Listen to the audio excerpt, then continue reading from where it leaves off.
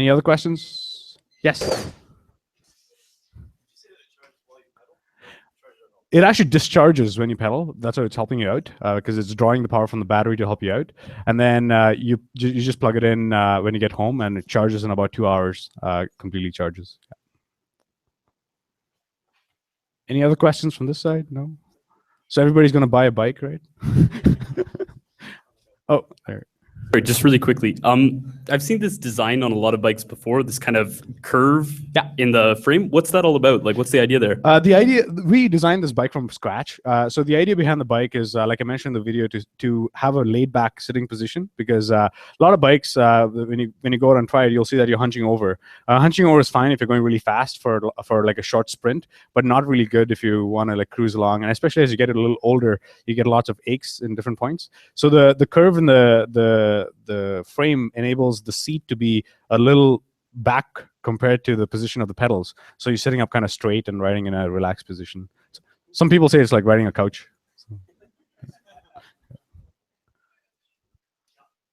Yes. So where are you manufacturing these bikes? That's inside of Canada or overseas? Great question. 97% of all bikes that you buy in Canada and the US are made in China, and then 2% in Taiwan and 1% everywhere else. Like everybody else, we get our frames made in Taiwan, our motors manufactured in China, our batteries are made in Korea, and they're all shipped to our assembler in China who assembles it all. It gets here in Canada, we do a QA here and ship them out from here. Yes. Can it regenerate power when it's coasting downhill?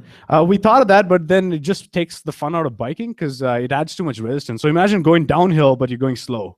You're like not going, you know. So we found that the resistance it adds is too much of a cost to the whole user experience of the bike, so we decided not to do it. And then if you keep going downhill for like an hour, it charges 10%. So may as well just plug it into the wall for 5 minutes and it'll do the same. How many recharges do you get out of one battery, and how much does it cost to replace it? That's a great question. Our batteries, we're using top-of-the-line lithium-ion made by Samsung and Panasonic in some cases. They've been tested to about 1,000 charge cycles. So after 1,000 charge cycles, that's fully charged, fully discharged 1,000 times, it retains at least 70% of the original charge. That's what we've been testing it for. To replace one of these are 36-volt batteries. We went with an open platform. What it means is you can get any 36-volt battery, plug it in, and it should work. To buy these particular ones from me, it costs about $300 for the battery, US.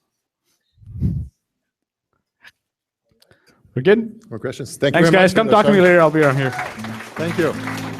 Ladies and gentlemen, Ben Dasta.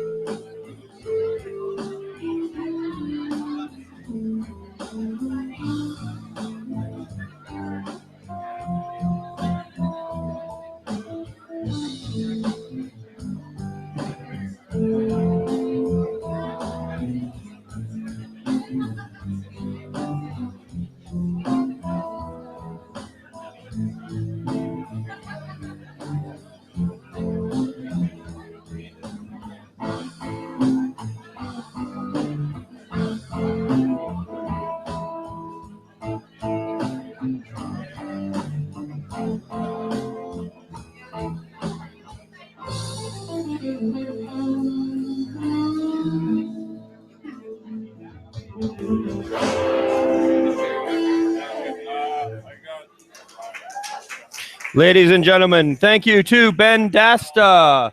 Our next speaker will be up momentarily.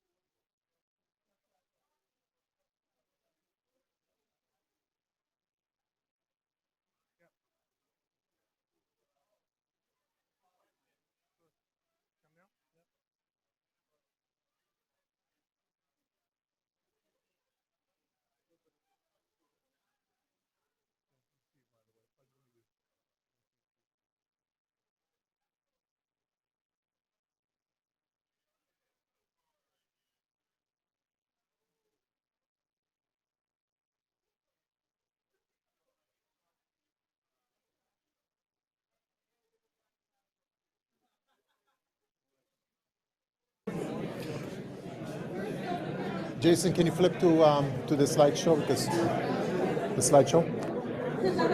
Is it hard?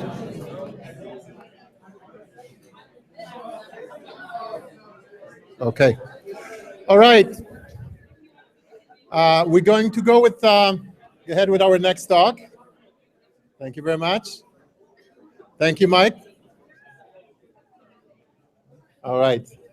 Okay, so I just wanted to tell you a little bit of a history here. So what we have here is we have a slideshow that is happening with some pictures going on. This is something that we had on screens when you guys came in.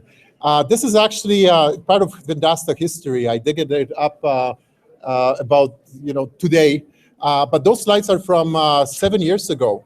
7 years ago, we moved into another location on the 33rd Street. It was our first office. And at that time, we did not have any kind of money to spend on interior decorating. In fact, to buy art or anything else. So what we actually asked, we asked all employees to submit their entries for their pictures from holidays, from different places where they've been. And what we've done was we selected the subset of those pictures, and then we basically just print them at Walmart. We have a large print, and that was our first office decoration. The pictures were actually Chantel, who's sitting over there. She's our interior designer. She picked our colors for the walls, so the criteria for the pictures were not really whether the picture was best, but rather whether it fit the color scheme. So we had about 20 pictures. We still have few of them around the office here, but those were actually our first office decor. And it's hard to believe, but the entire contest happened on November 7th, 2008. Which is 7 years ago. So a little bit of a history here, and I thought this was because it was an art theme, I wanted to present it to you guys. In any case, the next presenter, Stephen Kent. Stephen has been working with film and television since he's been 15. Since he was 15. He worked as a film and video colorist.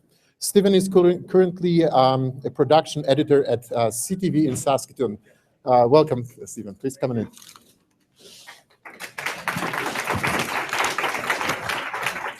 Hi. Pleasure to be here. Thank you for having me. I just came to talk a little bit about the craft of color correction that I participated in for about 17 years. The stuff you're seeing now is just a sort of a broad spectrum of the work that I did over the years. I got my start in Toronto, moved out to Edmonton, and then I ended up in Warsaw, and then all points in between Warsaw and Bombay, Mumbai, over the years. And the website contains mostly information or mostly work from my time in Warsaw, but it does contain pictures and stills from other places. Does anybody know anything about color correction or colorists? Ever heard of the concept or the idea? That's like a few. Basically, it's a stage in post-production where we finalize and we try to make the pictures look as good as possible. All the pictures are moving. You're watching stills now, of course, but all the pictures move. And the idea is that my job is to help directors and cinematographers, achieve the atmosphere they're going for in the pictures that they're trying to create, either in advertising, motion pictures like full feature-length films, documentaries, music videos. Most of the stuff that I did was commercial-oriented because the revenue stream is there. It's fast turnaround. It's you can make a lot of money doing it. I was a freelancer. I worked for various companies. I freelanced for Kodak, and that's how I ended up traveling to all these different places. And there's video examples on here. I encourage you to come to the website at stephenjkent.com. Not very original, I'm sorry to say, but yeah, it'll give you an idea.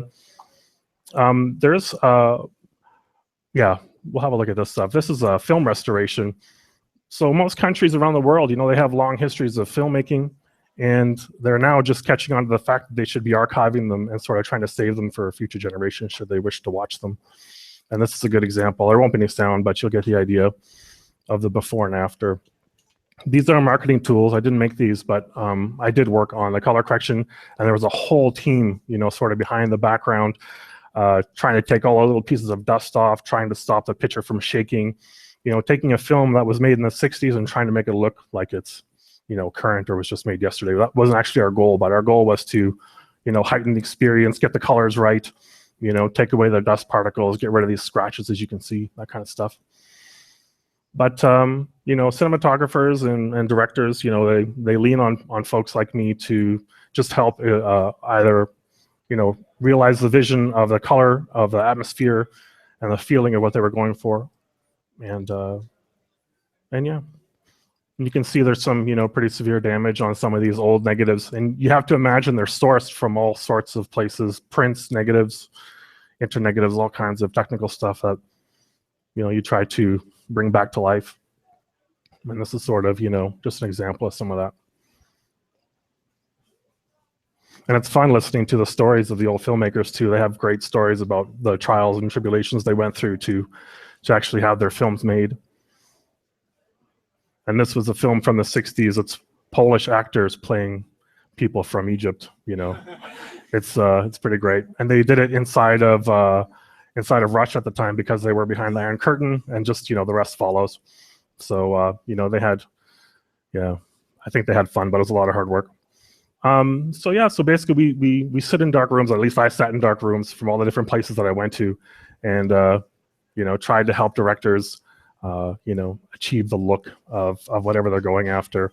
And so that would involve directors, cinematographers, you'd have agency people, you would have production houses, and they would all sort of, come to a pretty dark room, and we would try to, help them out and make the pictures look as good as possible. That's good. Any questions?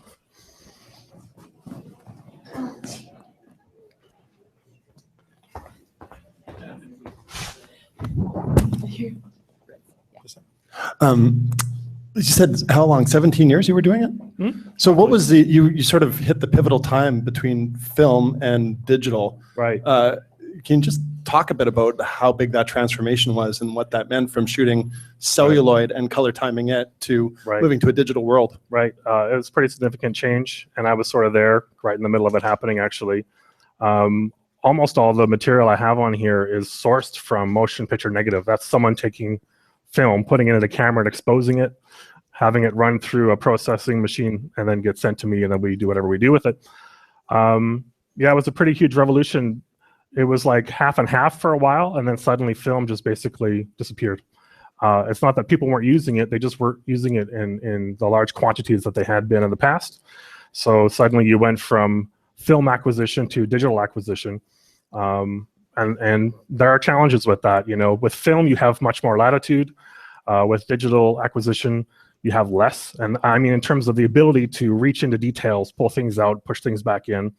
But now digital, I think, has just for sure caught up without any trouble. And it looks fantastic, But when I sit in a cinema and I watch a movie, I can for sure tell the difference, but it's difficult, from time to time. So, but I love just, films in general. I don't care what they shoot them on. As long as they're good, I'll watch them.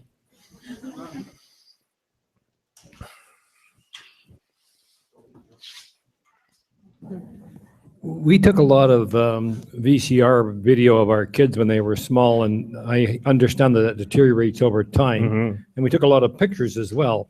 So now we put that onto digital. Will that last forever, or what's the next trick? These VHS tapes won't last. They have a limited, lifespan.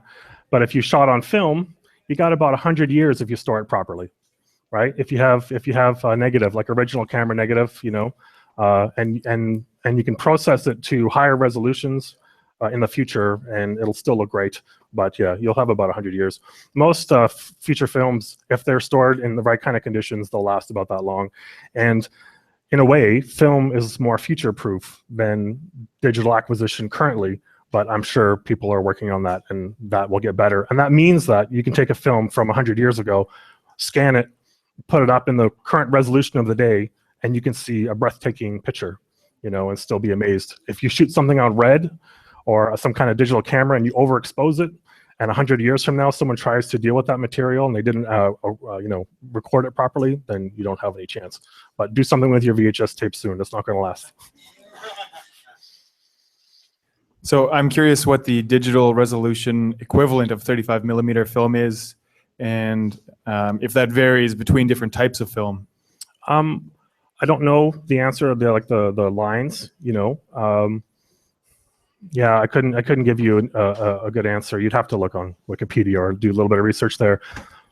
35 millimeter, you can scan it as much as your scanner will let you go, right?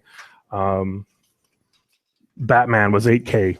They tried to scan like the 70 millimeter stuff, from a few movies ago. They tried to scan that stuff, in 8K and do post-production at that level. So that's 8,000 lines by who knows what. The highest I've ever done is 4,000 4K. It's 4K stuff and down. But yeah, it's touching on the point of it being future-proof, a little bit.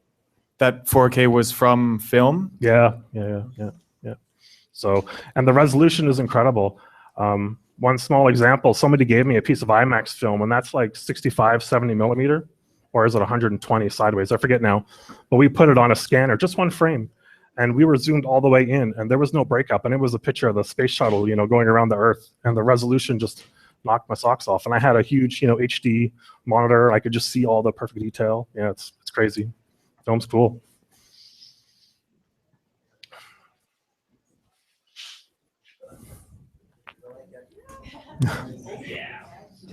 Test. I used to have a friend that was involved with a company in Toronto in the 80s called Colorization, who did this kind of work that basically died because of the cost of labor. There were a lot of companies that moved their operations to the Philippines and other places. Like you're talking about colorizing black and white to color. Yeah, or treating film and stuff. What's the labor situation? Do you use labor like that, and how does that work? When I was doing it, it was like I said, the guys were shooting commercials or whatever on film. They literally take that negative, send it to a lab inside the city. So whether I was in Warsaw, Prague, Kiev, wherever I was, that film would come back to me, and then I would start color correcting it. So in terms of labor process, it's a pretty small circle. But in terms of taking black and white film and rotoscoping, masking color onto it, right? That is like labor intensive. So you're talking about frame by frame, somebody going through shape after shape, right? And applying some color that they think looks good or looks right. I only had one small experience with that, and that was historical footage from Warsaw during the war era, during World War II. It was black and white. They were trying to color it. And the results that came back, they went to India, and they gave us a preview. They did like 4 or 5 minutes. and I couldn't imagine it took 2 or 3 weeks. So I'm not sure, but that's very labor intensive. And yeah, that was the first time I saw it, and the colors didn't look, so amazing or so true, but it was still a neat process. But anybody else? Questions? All right. Thank you very much, Stephen. So next up, we're going to have our very own Jacqueline. Is she here? She's going to sing a song for us. So, okay. Okay.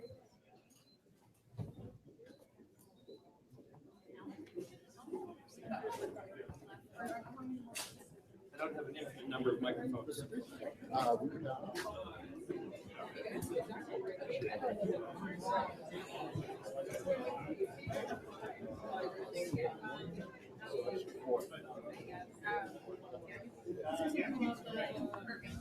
Hello.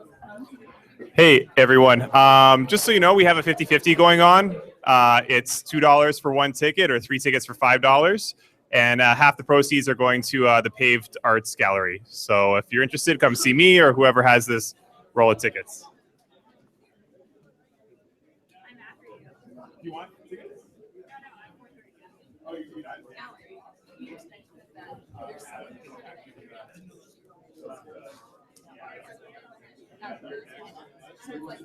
Yeah, sure. I'll do it right now.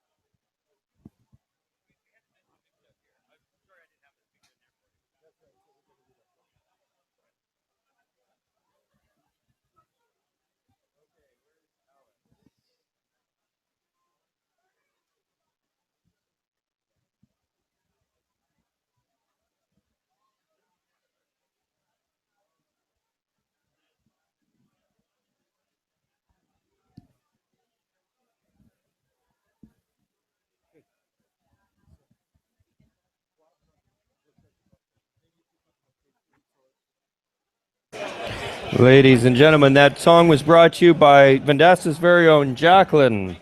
We'll be starting with our next speaker in a minute. So if you want to refresh your drink and find a seat, we are going to be hearing from Alex Rogalski from Paved Arts. And just a quick interjection before, because we had our henna artist arrive. So just a reminder that there's an art expo going on in this room. Feel free to go in and see the art that a lot of our coworkers brought, as well as there's a hairstylist and a henna artist.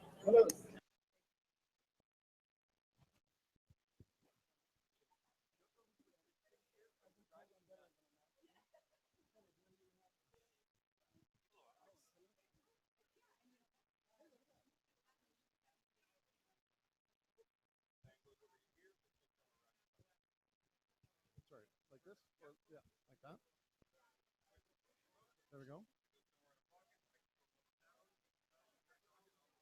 Let's see how this goes. So it's 10 minutes plus questions or 10 minutes with... Great. All right. Jason?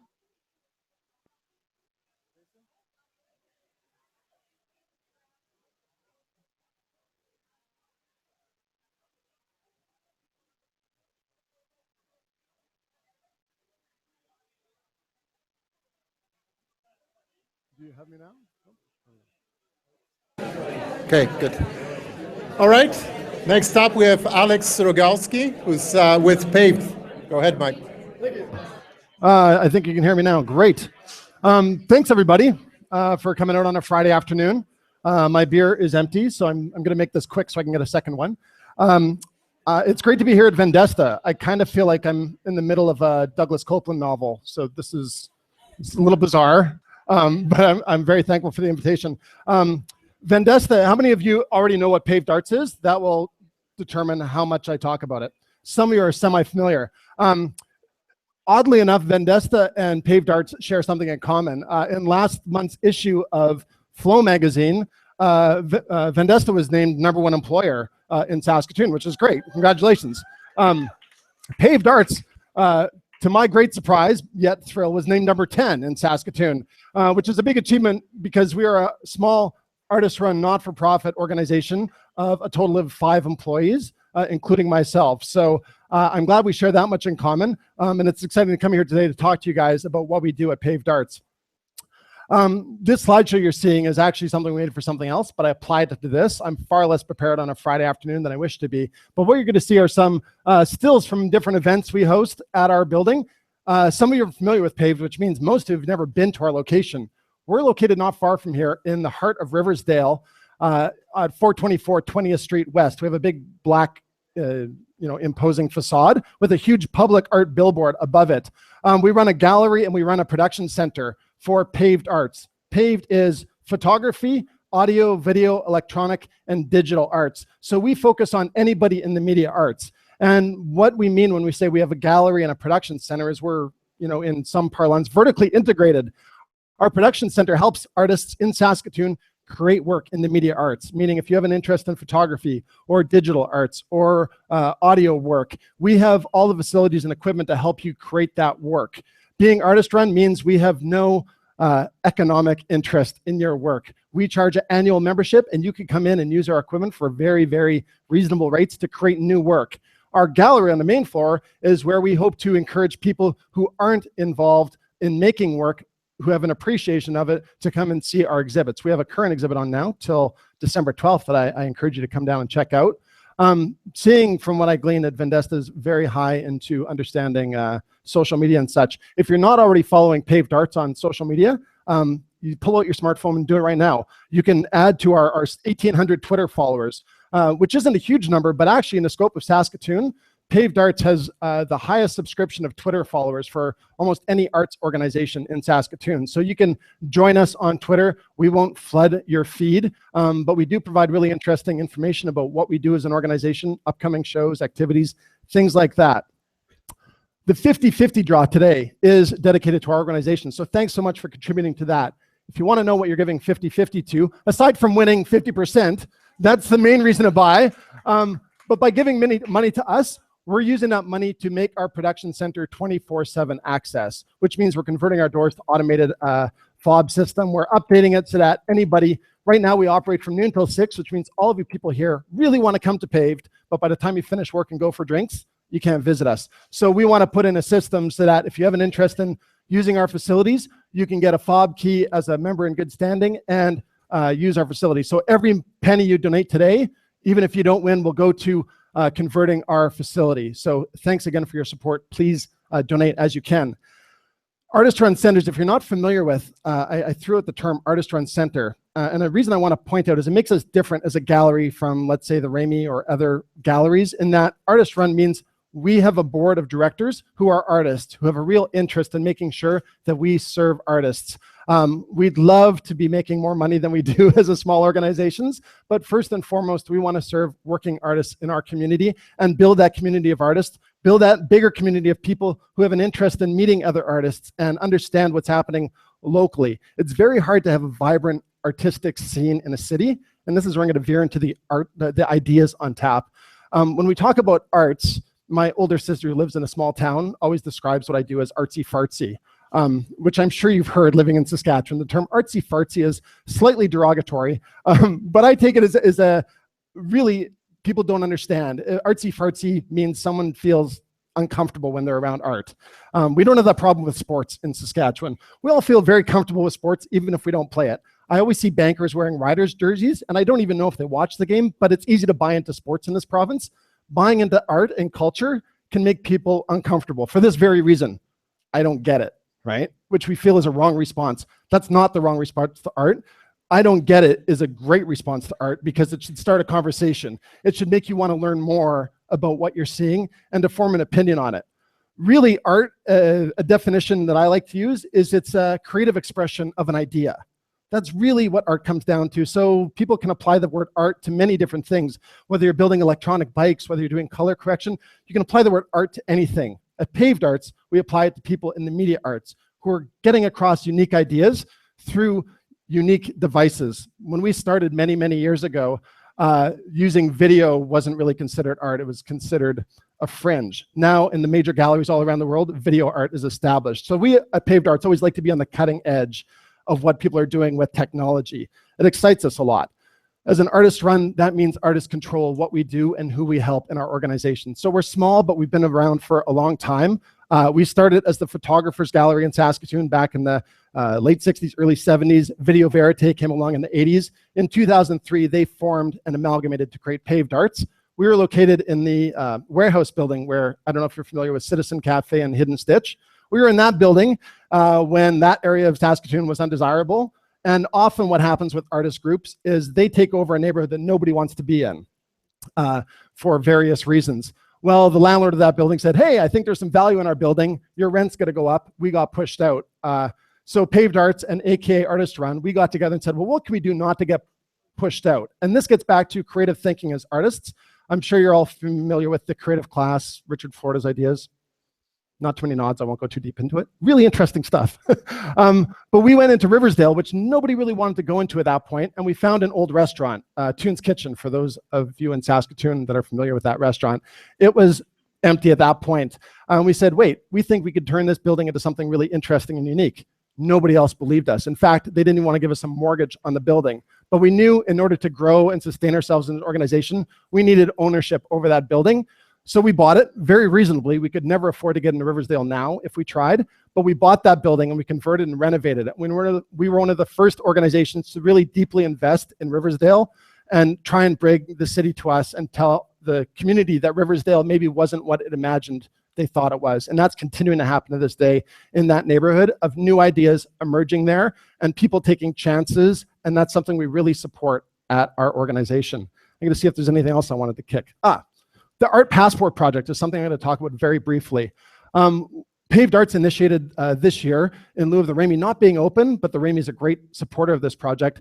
Paved Arts approached a number of other independent galleries in this city. I won't name them all, it's all on the site. But if you look up Art Passport YXE, you can sign up for a free passport. And this passport is something you take around to 14 galleries all around the city, and they have stamps. And as you stamp them, you get more involved with our community. You connect with other people through signing up for this passport online, you find out more about what's happening in the arts community. These 14 galleries, collectively, the exhibitions we put on all year round that we've been doing for many, many years is actually quite a bit larger than the Ramey.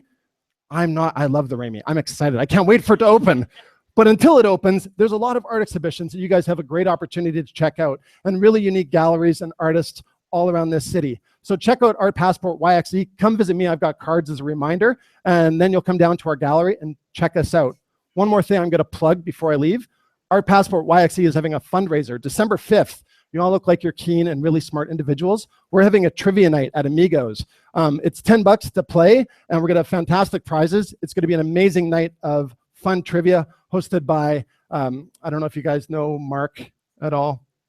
No, Mark, and I wish I remember his last name. It's not coming to me. Mark hosts trivia there regularly, so he puts on a great trivia night. All of the proceeds will go to making our Art Passport project have a little bit more longevity.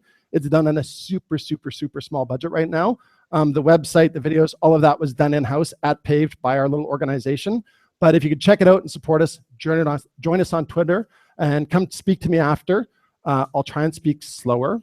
It's the beer. I haven't had my second one. That slows me down. But if there are any questions, I'd love to take them. And again, thanks, Vendesta, for inviting me for today.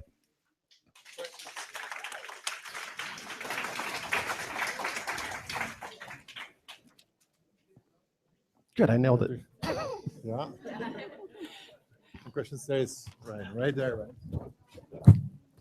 This isn't really a question. This is just a testimonial. Paved Arts really does support the arts community. In late 2014, I was in a band that recorded in their small tracking room in there and recorded a 5-track EP that would not have been possible at any of the other studios in Saskatoon. The pricing was very, very reasonable. They were accommodating. Riley, I assume Riley still works there, came in on a Sunday when he wasn't supposed to work to let us do this because we had a deadline we had to meet. Please don't promote that. For a grant.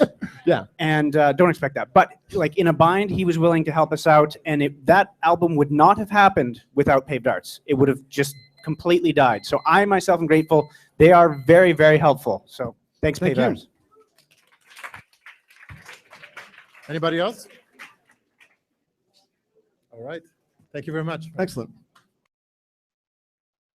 So, thank you, Alex. What I wanted to mention is to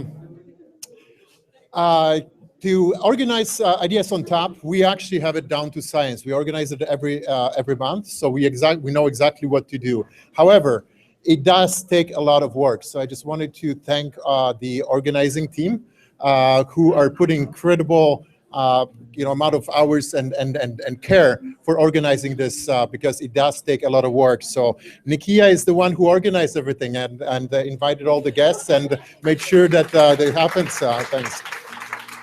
We have Katrina, Brooke, whatever they, Katrina is right there. Brooke, can you see Brooke? Jody is in charge of our food here at Vendasta, so she's the one responsible for making sure that we have all the nice snacks and some of the alcohol. William is the one who brings 2 kegs of beers every time and pump, and he's also getting into his suit and he's serving the beer and alcohol over there. And also Matt, who's also was setting up all the setup here as well with William here. So thank you very much, you guys. Great job as usual. Thank you.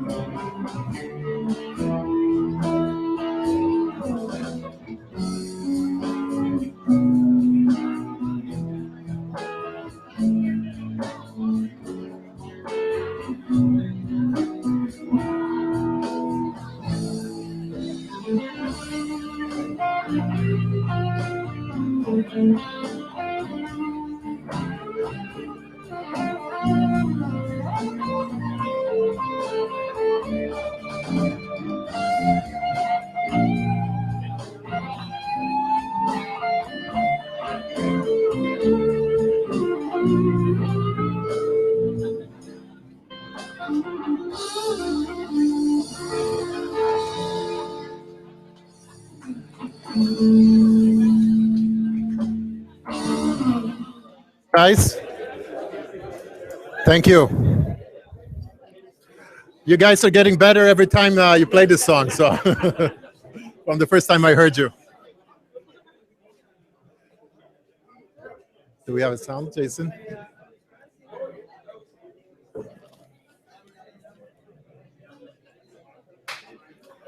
Check, check. Okay, got it. All right. Thank you, guys.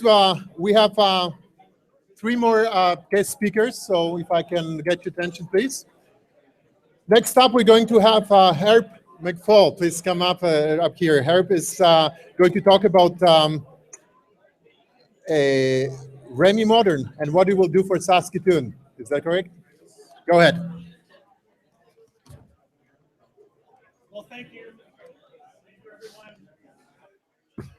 It's nice to be here with you.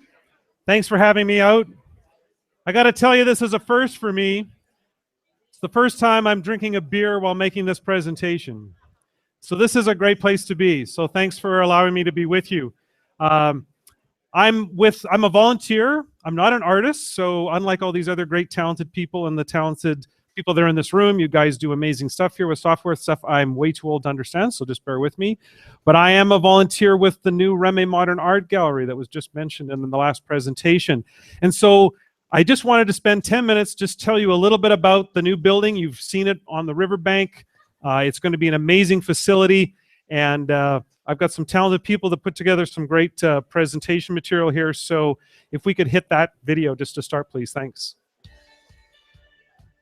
The Remy Modern is becoming a place that will celebrate our culture. I can't wait to bring my kids to a giant, bright gallery full of amazing art. The Remy Modern is perfectly situated in place and time. I think really this is going to be a go-to location on our riverbank for seasons. I think it would be really cool looking at a beautiful piece of art and then looking out the window and seeing the Saskatchewan River. A really key central social gathering point for the city. A center for learning in Saskatoon. The chance to explore and just to see new ideas. Every great community deserves a great museum. We have a Picasso gallery. That's insane. Arts and culture make your community stronger. Every time we increase the strength of our arts and culture, we increase the strength of our community. There's no question. This will be a world-class facility. All right, fantastic. So that just gives you a look at some people that are promoting. I mean, we're all happy to be in this vibrant city. It's really growing. I call this Saskatoon 2.0, and I can't imagine a better representation of Saskatoon 2.0 than having you all here in this room. And I really think the Remy Modern is going to become a focal point on the riverbank for great art, for great gatherings, for great social, for great learning, for education. And I'm just excited to be part of it. We'll advance. Oh, this moves. This is very cool. So we know that the riverbank, do you know that they've got the stats that 360,000 people walk up and down River Landing every year? And again, we just really think that the Remy Modern will become a focal point right there, part of the Riversdale community, and will make a real difference in terms of a gathering point. This doesn't move. This is our architect. He's from Toronto. He's an award-winning architect, Bruce Kubara, and he got the contract to build it. And you can see what an unusual building it is with those horizontal lines. And I'm not going to play his video because there isn't time, but this is so cool. This was his first rendering from across the river in 2010 when he thought he was going to get the job. And this is what he drew. And he just thought, I've met him once, and he said, I was trying to get the sense of prairie, these horizontal lines, the river, the riverbank, the street, the city, and he came up with this really wide building. You know where the building is, right? Like, we're all on the same page? Or yeah, we've seen it as you go over the freeway. And so it's 130,000 square feet of amazing space. That's 5 times the size of the Mendel Art Gallery. This is going to be such a well-used and amazing facility. So I think we can, yeah, we'll skip him. He's great, but if I had 20 minutes, I'd walk you through his presentation. So there's a rendering of it. That's what it's going to look like when it's all done. It's starting to look close like that right now. And it's just going to be an amazing piece right on the riverbank. It costs $84 million. So if you're curious, this is boring, but this is how it's being funded. But I think it's important to understand that we've got the city. This is a city-owned building. Nobody understands that. This is not owned by some private board. It's not owned by Ellen Remy. It's owned by you.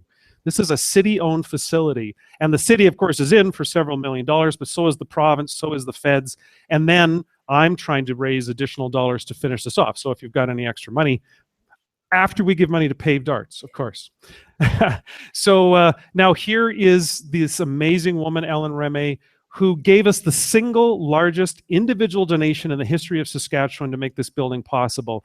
She gave us the first $15 million for construction to make it possible. And then she was so smart, she said, yeah, but we've got to make sure this thing runs properly. So she gave a second $15 million at the rate of $500,000 a year for 30 years to make sure that we've got money separate from what the city's going to give us. Anyone here from the city? Yeah, well, they don't give out money too fast. Separate from what the city's going to give us so that we can run special exhibitions and do amazing kinds of stuff. And she had that kind of vision to put that together. So she's why we've named the building the Remy Modern. But we have to go one step further with here, and most people don't know this story. I'll just, maybe we'll go forward one more here if we can. Boop, boop, boop. There we go. You might have heard about this Picasso collection. So Mrs. Remy gave us $30 million, and then she thought about it for a year and thought, we've got to put something in that building that is going to put Saskatoon on the map that's going to be a remarkable collection. So she went shopping, as she can do. I can't, you can't. And she went to London and she bought the single largest collection of what are called Picasso lino cuts on the planet.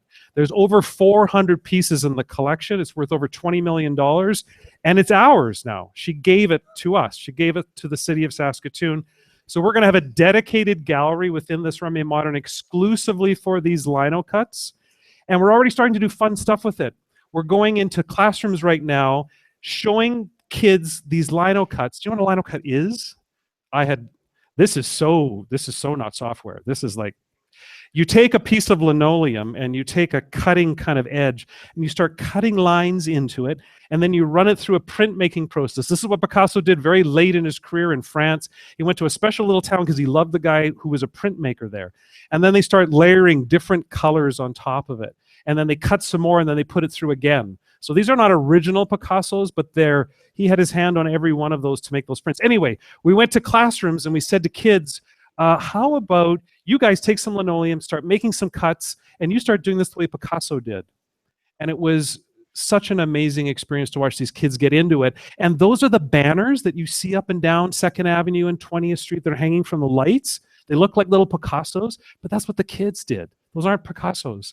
Those are what the kids did. So we're trying to get the community engaged, and I think we're just going to learn a tremendous amount. This is the man she bought the $20 million collection from, and you'll never guess where he was born. Eston, Saskatchewan. Made his fortune in London, became an art dealer, and his #1 favorite thing was Picasso. And he spent 15 years buying this collection. He went to all kinds of shows and just, I'll buy that one, I'll buy that one. And he created the 400 pieces, and then he put it up for sale. And then she made the connection, and he started to say, just a second, you're from where? And you're telling me that you could buy it and this collection would end up in my home province? He was over the moon. So the deal went through. And then he turned around and said, I'm so excited, I'm going to donate a bunch of Picasso ceramics into the collection. So he gave us $500,000 worth of ceramics the other day. So we're just getting started. So I'm talking a lot about the art, which it is amazing, but I just want to spend my last couple of minutes, 1 minute, talking about the fact that this is a multi-purpose facility. Yes, it's an art gallery. Yes, it is. Oh, here we go. This moves too. It's a place for art, a place to learn, a place to connect. The quick summary is there's going to be 11 different galleries, some of them dedicated strictly to the collection. Do you know that we own a $35 million collection? We who live in the city, and they never get to see the light of day. They're in vaults because the Mendel's too small. We're going to have 2 learning studios, classrooms. We're going to have kids bust in. We're having 12,000 kids a year come in and do hands-on art in the facility. We're going to have a convention space that can be rented out. Up to 350 people can sit, and they're going to be right on that 2nd floor with this amazing view of the river. It's going to be you can rent it out. This is a city-owned, this is like Teacup. You can rent it. We're going to have a 150-seat theater that's state-of-the-art audiovisual, going to have lectures, audiovisual. There's a gift shop, there's a restaurant, there's meeting rooms that can be rented out, and amazing outdoor spaces. So my words are, this is being done Saskatoon smart. Yes, it's a 130,000 square foot building, but yes, it's going to house great art, but it's also going to do a whole bunch of other things. So that's why I'm particularly excited about it. This is going to be around for decades, and it's going to serve our community in ways I can't even imagine at this point. So I'm out of time, but we're going to go to the very last slide. I've got a 64-second drone video inside the building about 4 weeks ago. So just enjoy. It gives you a sense of you're getting a hard hat tour virtually.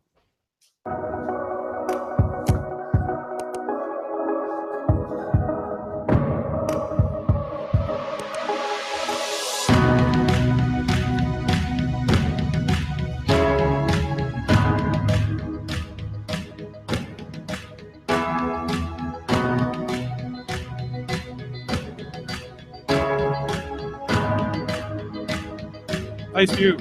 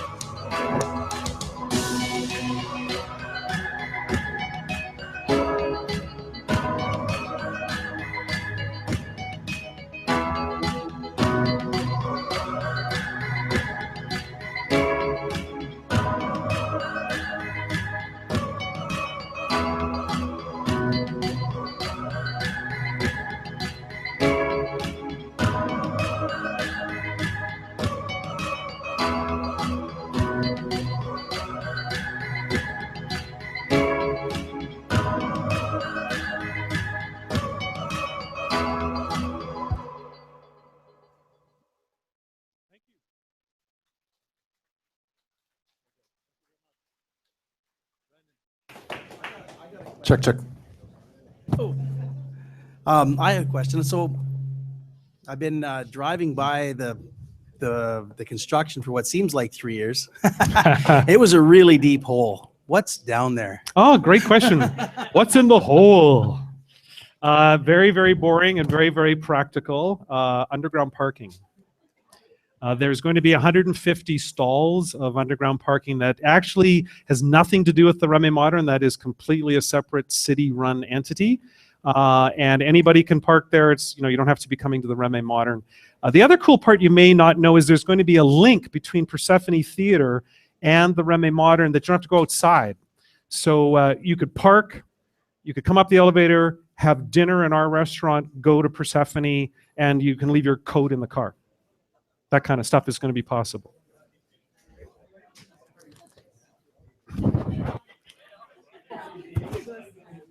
Ping, ping. So a question about your exterior renderings. I had assumed that the exterior of the building would be all that beautiful modern glass we've been seeing, but it looks like there's some other materials going on there. Can you tell us what we were seeing there? Yeah, great question, and I'm certainly not an engineer or an architect, but there is beautiful glass that you've seen there, but there's also a mesh that's going to go on. It's sort of a steel, that's not the right language, mesh that will hang on the front of the building about 4 feet in front of the glass. And it's a question of temperature, sunshine. So they want the open feeling, but we've got to protect the art at the same time. So there's going to be a mesh that you don't see right now, but it's going to be put on later. Good question.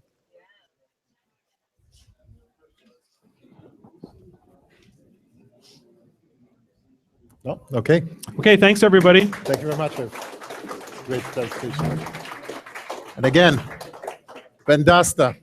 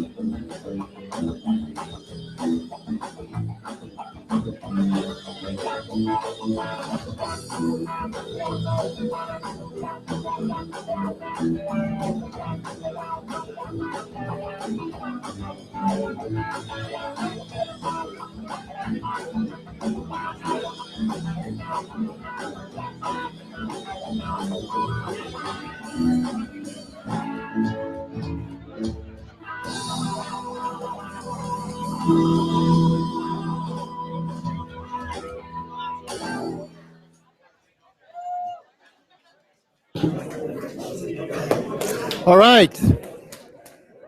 Do I have? Thank you. I'd like to thank you, Jason, for running the sound and video board. As you guys saw, we had some problems, but Jason was right on it. And then we have John with the camera. Thank you, guys. We have a couple more presenters, and then we can go to drink some little bit more and listen to the music. So next up, we have Daniel McDonald. Daniel is an award-winning playwright, as well as an actor, director, and a teacher. Can I get your attention, please, guys? Thank you. He is currently an artistic associate at the Persephone Theater and will talk about their programming. Go ahead, Daniel. Thanks very much. Thank you. Oh, thank you. Pre-applause. That's very impressive. Thank you very much. So, a lot of people talking over that corner. When I was in grade 6, I went to see a play, and then I went and wrote a play when I was 11 years old and took it to my grade 6 class and organized a reading of my play with my grade 6 students. And somehow, Sister Anna let that happen, my teacher. And then, soon after that, I created a little theater company of 5 boys in my neighborhood, my brother and 3 other dudes, all between the ages of 11 and 13. And we would do plays in our neighborhood. I would write the play and direct it. My brother would be the star. And then the other boys would be supporting cast and technical and all of that kind of thing. So for whatever reason, I have always done theater. Even before that, I come from a Catholic family. Even before that, we did pretend church, where we would celebrate church and we would invite our parents to be the congregation, and my little brothers and sisters I would be the priest and all that stuff, that ritualistic stuff. So somehow ritual is a big part of my life because theater is ritual. Theater actually is the most ritualistic of art forms. Theater started long before the Greeks. It started when the first dudes and maybe some women went off to kill some massive beast and brought it back, and they were feasting on the beast, and they reenacted how they killed this mother freaking beast. And people went, wow, that's crazy. And 4 people died while you killed this beast. That's where theater started. So that's the ritual. And for some reason, that's what attracted me to theater.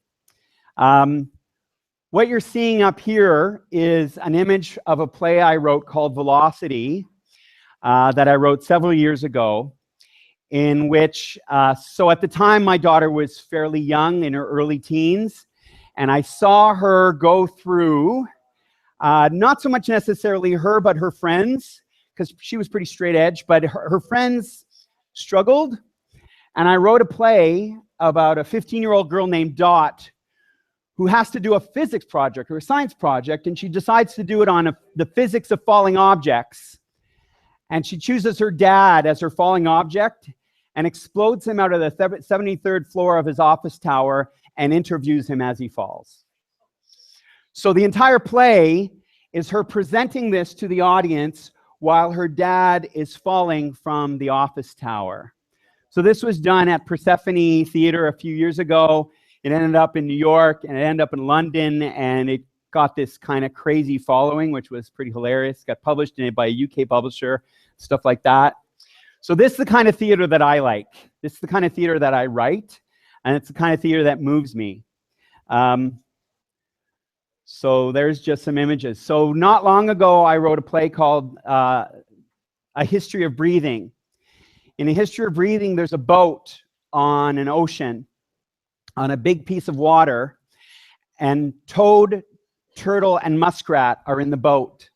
And they're waiting for Sky Woman to fall because they think it's the beginning of the world, and they have to go down, bring up Earth, and put the Earth down so that Sky Woman can start the world. But at the same time, there's another boat. Oops, that's not right. Oh, well, it's not there. At the same time, there's another boat that holds a young girl or a young woman around 18 and her father who are escaping from genocide, and she's been raped by soldiers, and they think it's the end of the world. And these two boats are floating on the ocean at the same time. And then God shows up in his own boat, and shit happens. So I work at Persephone Theater. I think it's really interesting that the Remy spoke before, representative from the Remy spoke before us, because here's what the Remy's doing to Persephone Theater. It's like a nice little gentle hug by a huge ass bear, right? We're a relatively speaking small theater, although relative to most theaters we're large, but compared to the Remy, we are relatively small. And so, and in fact, Ellen Remy also paid for our theater as well. So it's very interesting that she has now brought on this other massive monstrosity, and all of us are going to cohabit this property down by the river, which is a beautiful place to be. I'm artistic associate at Persephone Theater. What is an artistic associate? An artistic associate associates artistically with people and with art, and basically does whatever people ask him to do. That's what an artistic associate is. But I started as a playwright. As I pointed out, my first play, I was 11 years old. I have never not written, and mostly it's been in dramatic form. So at Persephone, I get to write a fair bit, and I get to create in ways that are amazing to me and in ways that have always moved me. But I wasn't always just a playwright. I'm also a former high school teacher and a university teacher, and I created a ton of work with high school kids. What are we doing for time? Okay, we're getting close. Okay. Ton of work with high school kids. So last year, we created, we have a young company at Persephone for young people ages between 14 and 19. And we bring in kids from across the city and we create a show. So last year, once we had the show, once I had all the young people cast, they started emailing me with answers to questions that I sent them. What moves you? What do you want to do? What's the thing that pisses you off most in the world? What's going to happen to our world? All those kinds of things. And it's interesting to see the hope and the hopelessness of young people as they write about their worries and their fears. So we wrote this show called These Things I Know. And the show was me frantically writing scenes based on ideas that they had, coming back with it to them, and then telling me, you got to go rewrite this. We would never say this.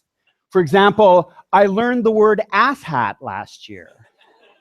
I never realized that asshat is what young people call each other now. I was like, dork, bozo, whatever. They're like, nobody calls anybody that, Dan. So you need to use the word asshat. So asshat was all over our play and they loved it. So that's just what I do at Persephone. We have a massive youth programming as well as a main stage and a deep end series. So there's a whole bunch of things that I'm involved with.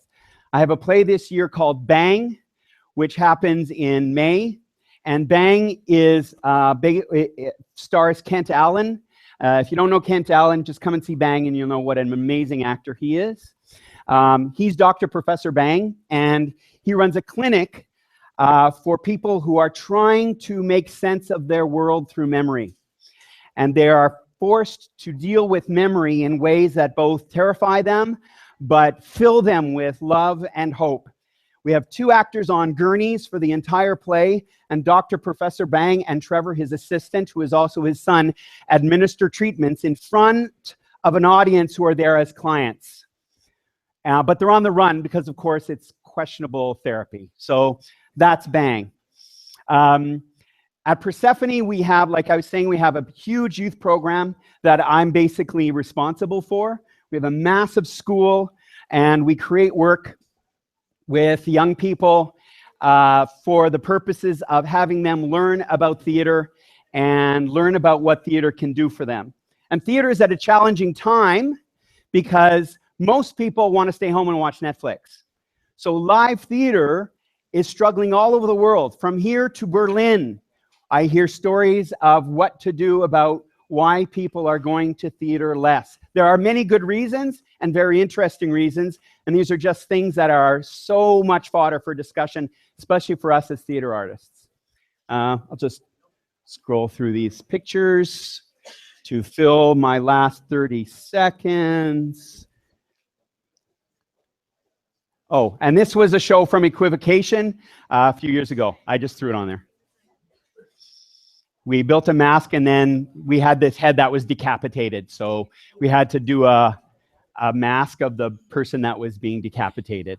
He wasn't really decapitated, though, just so you know. Anyway, I think that's it. Thank you so much. Any questions? I feel like a Keener asked 2 questions in a row. So I found it really interesting as you were talking about everyone wants to stay home and watch Netflix, and it's tough on theater. But on the other hand, you know, I have a younger daughter, and she watches what might be called theater, but she watches people play Minecraft online, and she also makes her own things online now too. Yeah. And so maybe it's a new form of theater where folks can get an audience, and I find it quite interesting because maybe people are staying home, but it's still a much more democratic form of art or expression. No? I would totally agree with you. There are some really interesting things that are happening that are theater hybrids, right? So we're using online technology. If you think about watching someone play an online game and then commenting on that online game, and then people watching you comment on that online game, that's insane. And that's theater. Like there's an element of theater in there. I'm not sure where the cutoff point is, where it's no longer theater, but there are tons of interesting things. There's an amazing young artist in Toronto named Jordan Tannehill, who is all about exploring what theater does and what theater can do. And there was a theater performance online on YouTube that was just simply one actor doing, you know, those young guys who are generally quite effeminate, and they want to do these big performances on YouTube and stuff like that. And they're huge into some diva, and they just want to perform. Well, they created a show online on YouTube based on that idea, and people just watched it on YouTube. They advertised when it was on. It was live, and people just watched it. So they had like 100 followers a night or 100 watchers a night. That is some form of theater. I'm not sure exactly, again, where the cutoff is. The idea of community experience, us coming together in a live space, is important and interesting, like we are right now. But again, that's only one form of it. So yeah, it's really interesting.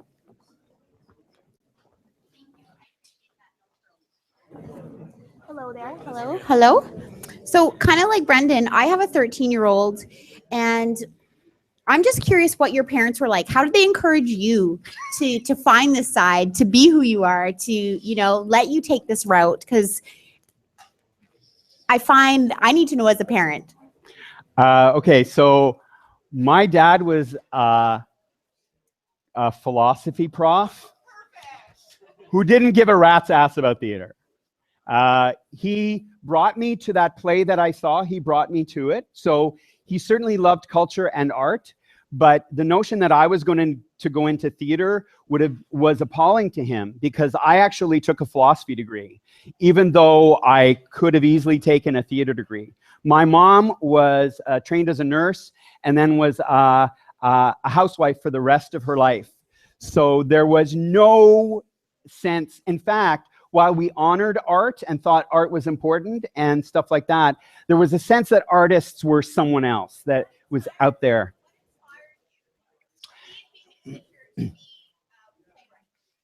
Well, when I was a teacher, I taught drama a lot of the time. I taught drama, I taught English, and I taught media studies. And I ran a huge theater program. So I had an outlet for it that way. So as soon as I started teaching drama in high school, it was an outlet for quite some time, but slowly my professional career started taking off as I wrote for myself. I was writing for high school kids, and we would collaborate on shows and these huge projects in high school. And it just started to sap me so much, I couldn't keep going with it. And my professional career was going in another direction. So at some point I had to make a choice, and I just eventually had to choose to walk away. Great. One more question. Ravi?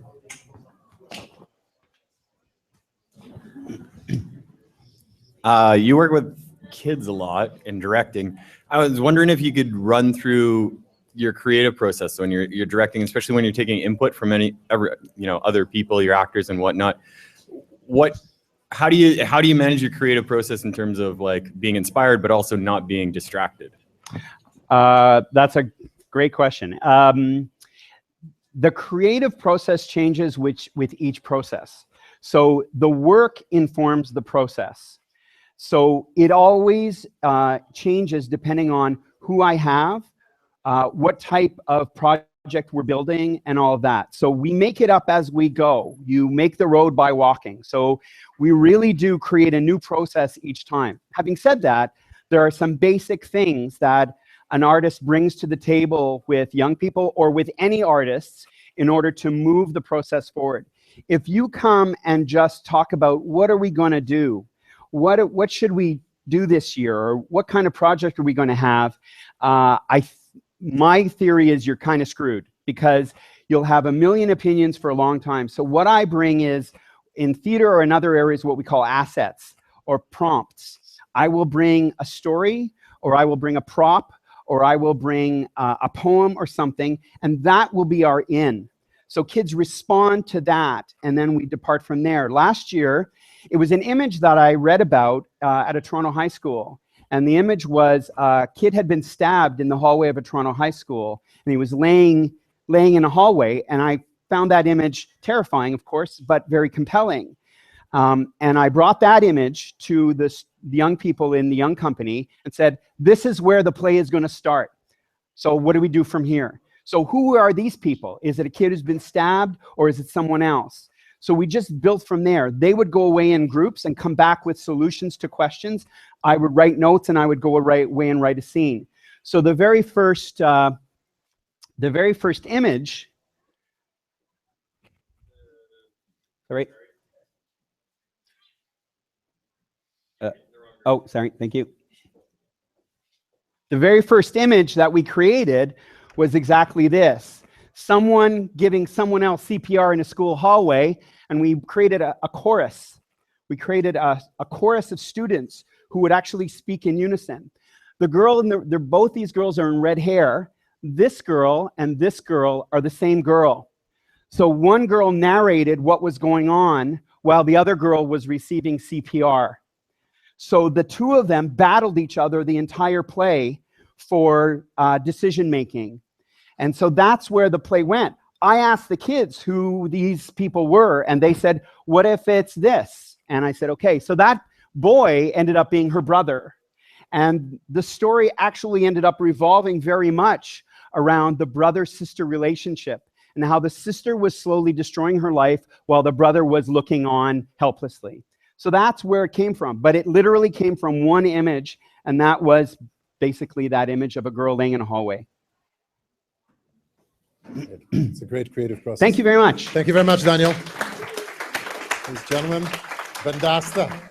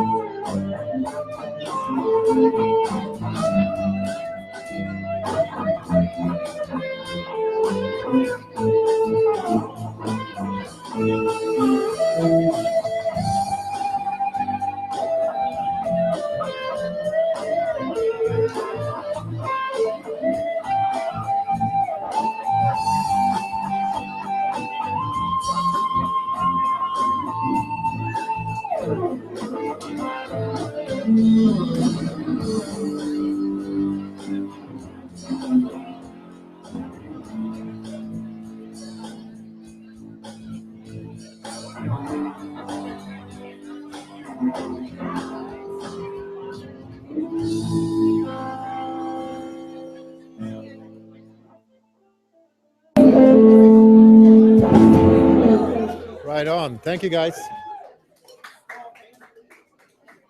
All right. Here we have Chris Davidiuk, our very own software developer, programmer, musician. He has his very own band called Sexy Mathematics. But today, he's talking about his new game for iOS, Emergent Fates. Go ahead, Chris. Cool. Yeah. So some of you may recall a similar talk a couple of years ago, but this one's going to be a lot better. So yeah, stay tuned. So basically, I'm here to talk about a video game I've been working on for a few years called Emergent Fates. And it's an RPG, 2D RPG, turn-based for iOS. And I'm just going to start with this quote. I kind of like it. I used it last time. Some people might think it's stupid, which is why I kind of like it, because the focus on this quote is about when you're working on something, you know, not that it shouldn't be successful or that it can't be, but that shouldn't be the focus of what you're doing in order to make it as best as it could be. And I think like you hear companies like Apple talking about how they make the products that like they want to use, as opposed to like doing much research into what they think will sell the most. And I think this kind of encapsulates that. So I try to keep that in mind whenever I'm working on something, even at work, why not? So yeah. This is basically the opening screen of the game, kind of give you an idea of kind of the look and feel of it. So yeah, this was not here 2 years ago, so already a little something new. And yeah, so I started working on it a few years ago and just kind of on my own, and basically within the last couple of years found someone to do artwork. And so it kind of definitely motivates you to keep working on it when you can work with actual artwork and not just a bunch of placeholder and stuff. But yeah, I just want to whoa, one at a time. Okay, so I'm basically here to talk to you about my experience kind of from start to where I am now when I approached making this game. So a few years ago, well, actually, sorry, growing up, yeah, there's a lot of, I was like big gamer, there's a lot of great RPGs, I still play them. And I always had this idea that there was this company with, you know, hundreds of people. Oh man, time's up, sorry. Yeah, there's a company with hundreds of people and probably another like 100 people whipping those people. And basically that like a single person or a group of people couldn't actually make a game. And so, and I didn't want to work for one of those huge companies with, you know, you think like when Christmas is coming, you're working 12 or more hours a day and it just kind of ruins your life. But so yeah, once the App Store came out, it was like totally changed everything, as everyone's already aware. And this was like quite a few years ago now.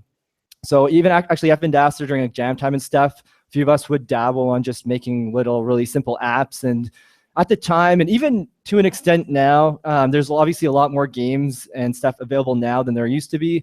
There still isn't a lot of original games similar to what I would argue I'm making. There's a lot of ports, which a lot of them are really good. But yeah, I just kind of got this idea that it looked like something could be fun and interesting. It was new. And yeah, and so I thought I could kind of create something that maybe didn't quite exist yet.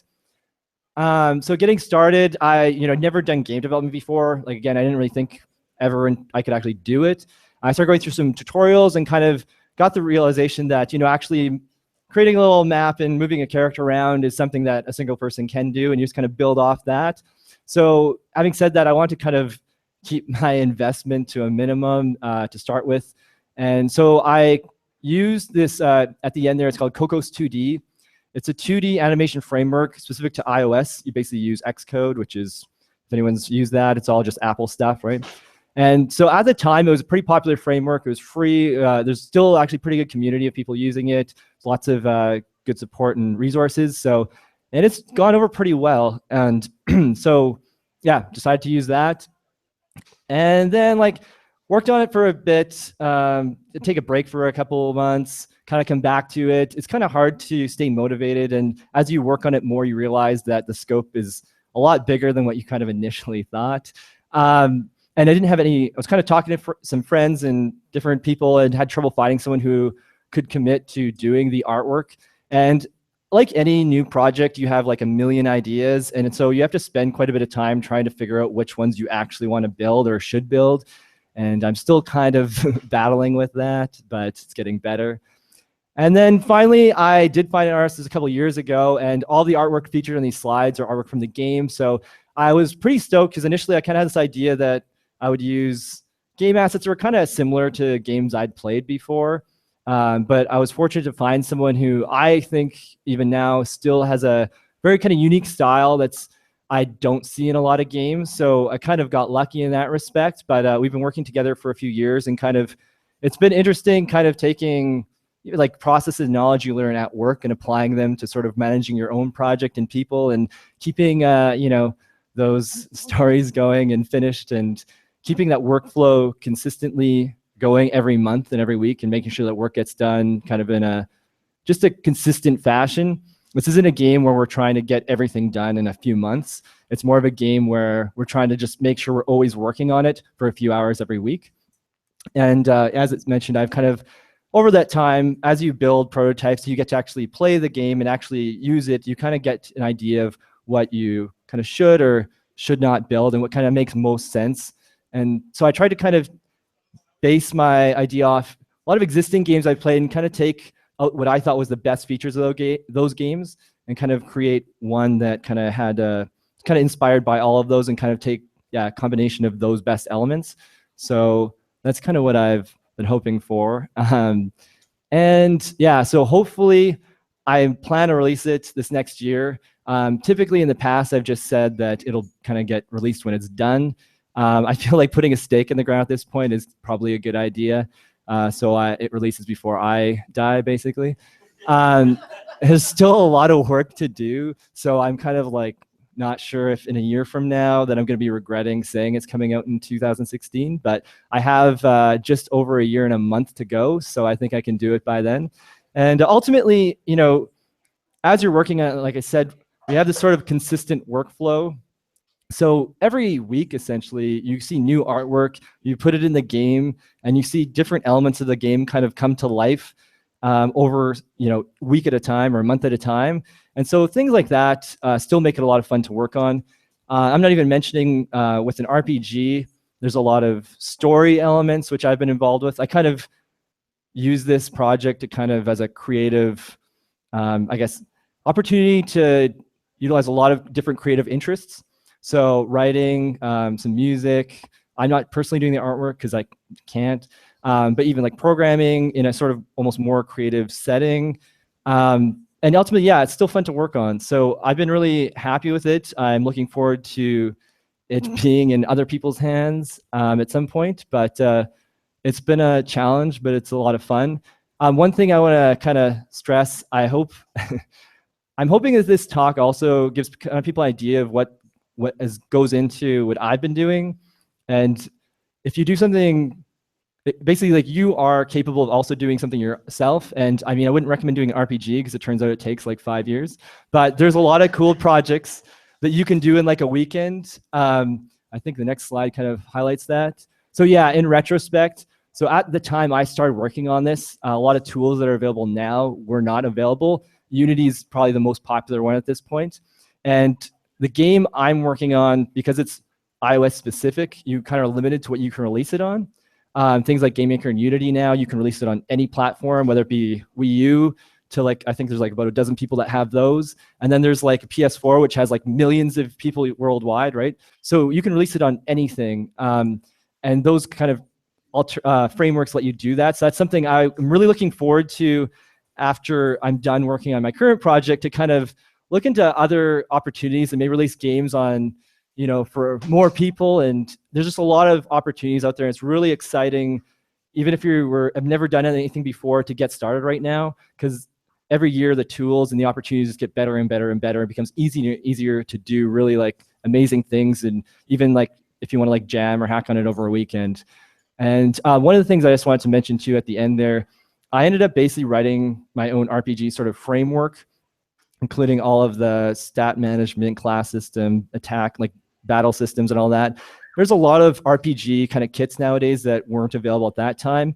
Having said that, I do think kind of mixed feelings, but I think starting out, if you're new to game development, there is a lot of benefit to kind of doing things on your own the first time, because you learn a lot along the way. And I certainly have. And having said that, with Unity, they basically have like an app store for developers where you can basically buy just like an RPG framework.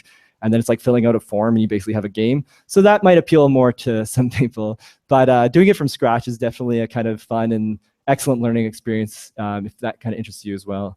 And I have a little, this is what I thought. It's a little GIF from the game, just kind of to show off the artwork. Okay, it's a little smoother now, hopefully. But I think like the best part of the game right now is the artwork. So I'm really trying to like highlight that. And the other elements will kind of come into play. And ultimately, one of the challenges I've found is that the things that make the game most exciting to look at and play are kind of the things you add at the very end. It's like the icing on the cake. So I'm still really looking forward to adding those, and I'm still really happy with how the game is right now. But you know, it is still kind of stressful when people actually play it, because you feel like you can see into the future in terms of what's going to be there, but not everyone's going to be able to do that. And then also one other little GIF here. It's kind of like the battle scene. So again, you just get a sense of kind of the artwork, kind of a 2D side view style. And yeah, kind of a cool kind of watercolored style. So yeah, I'm really happy with that. And I think the next slide. Yeah, so you also know I'm in a band. I just thought I'd take this opportunity to plug it. We're Sexy Mathematics, and you can check us out online and on Twitter. Listen to our music. It's another project I'm working on. So anyway, that kind of sums up my talk. If you're interested, I have these little postcards that you can take to promote and find a little more information. You can also go to, basically I'm just going to go back to the beginning, emergentfates.com. to find out a bit more information about the game and kind of follow it. And if anyone's interested, come see me. I do have a playable version of it working on this iPad and with some sounds and stuff too. So you can come check it out for yourself if you want, kind of get an idea of what it looks like, what it plays like. So yeah, it kind of wraps that up there. Any questions? Oh, you can clap if you want. I don't know. Okay. Jason. Oh no. Have you talked to any Talk into the mic. Come on. Yeah. Oh, wow. I didn't realize there was a microphone. Thanks for joining us. I actually work at a mobile game publishing company, and I'm wondering if you've talked to any publishers, or if you have any plans to talk to publishers, or if you're planning on publishing it yourself. Just going rogue. No, I basically, for those of you who aren't familiar, I actually live in Toronto, and there's a pretty cool, I mean, here as well, but like there's a cool group of indie developers out there, and a really good kind of support community in terms of things like publishers that help indie developers. And by that, I mean people like me who are basically working out of like their home or basement or whatever. So yeah, I've definitely been getting more involved with the community there and talking to people. And so once the game kind of gets, hopefully it's probably next year, I'll probably start kind of connect with more concrete kind of arrangements and stuff. But that's definitely something I basically want to release it for what it is and push it as hard as I can to kind of make it, kind of get it in front of as many people as possible, you know, and without maybe worrying about, you know, how many necessarily sales there are, but just to kind of use that. And then hopefully in the future when I make more games, it'll kind of, you know, serve to people know that that's the guy from Emergent Fates. Maybe this next game will look really good and maybe be okay. I'm not sure. We'll find out, but yeah. Would you say this game is better than Jason Knight's version of Simon Says? I haven't played Jason Knight's version of Simon Says, but yeah, I'd have to say yes. All right. I was going to ask you how you balance your work life with your. No, I'm just kidding. Next question. I may have missed this part, but who is the artist who did the artwork? Oh yeah, it's Christina D. Basically, she's out of Toronto. I kind of met her through a friend. They both went to an animation school, I believe it's Sheridan, and yeah, she basically just through a friend kind of found someone who is willing to, I guess, go into it in the long term, and it's worked out really well. So yeah, that's it. Questions? All right. All right. Thank you very much. Chris. Okay, so this was our last talk. So first, what I want to do is thank you very much to all the presenters. Thank you very much for you guys for coming, and thank you for all the volunteers. We're going to have a 50-50 draw. We have Hannah as well at this table, and then we have something happening at the back, the hair salon. Yes, so please stick around. Bendasta will be playing. We have more drinks, so please be here. But Dale, please come. Chris, you're going to draw. So it's time for the 50-50, and so as long as you did not buy more than $80 worth of tickets, you could actually make some money here on the 50-50 draw. So the 50-50 today was $158, and so that's $79 for the winner and $79 to our charity today. So we've got all the tickets here, and I believe it was 2 years ago that we actually had Chris Daviduke do some draws at the Christmas party. And there was some debates as to whether Chris is an honest drawer of tickets or not. But I mean, that's another detail. Yuan actually ended up winning that one. But what we're going to do is we're going to have Chris. Chris came all the way from Toronto to help us draw these tickets. And so what I was going to do is I was going to get Chris to pick one of these tickets up. And you could maybe choose one of them, Chris, any one of them.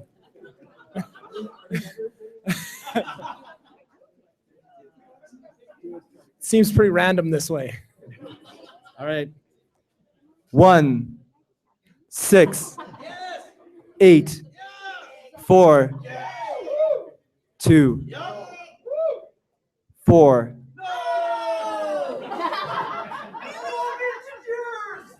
0. Who we got?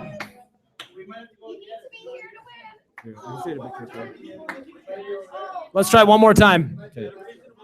Yeah. 1, 6, 8, 4, 2, 4, 0. Have we got someone that's not here for the 50-50 draw? All right, we have to be here to win. So Chris is going to actually pick up one more of the tickets. If this keeps going, I actually won't have to pick up any tickets. Yeah, I should buy one right now. 1, 6, 8, 4, 2, 3, 7. Really? Hey!